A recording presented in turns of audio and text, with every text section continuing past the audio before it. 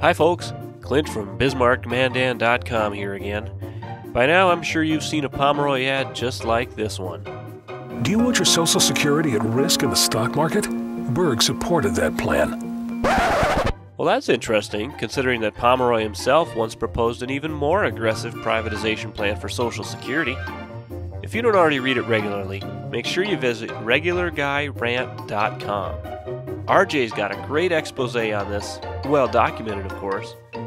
For instance, even the Bismarck Tribune, which has served as both cheerleader and stenographer for Pomeroy for nearly 2 decades, published their own article titled Fact Check.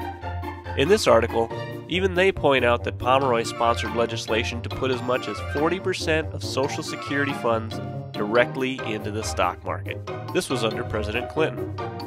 Even the LA Times, long a printed bastion of liberal thought, outlined the plan and gave Earl Pomeroy national prominence in its hatching.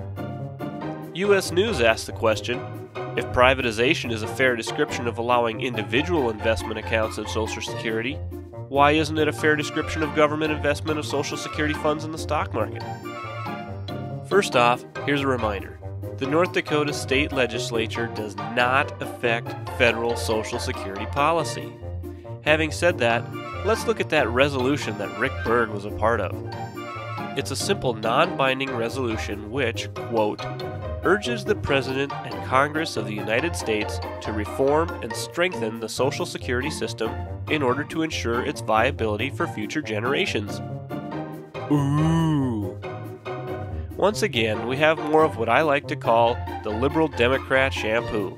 Scare the elderly, scare the farmers, repeat. Nice try, Earl. After years and years, decades and decades, it's no longer working. And by the way, what's up with that bizarre new ad you've been running, Congressman? You don't sound like a member of Congress, you sound like a whiny ex-girlfriend crying and begging us to take her back, even though she knows we're sick of her nonsense. Wow. You made yourself look sad and pitiful. Interesting campaign strategy. Folks, remember to vote on Tuesday, and remember to send the hypocrite Earl Pomeroy packing. It's time to put an end to this tragic comedy, and I'd like to get back to just posting photos of windmills and sunsets on the old blog. See you at the polls on Tuesday.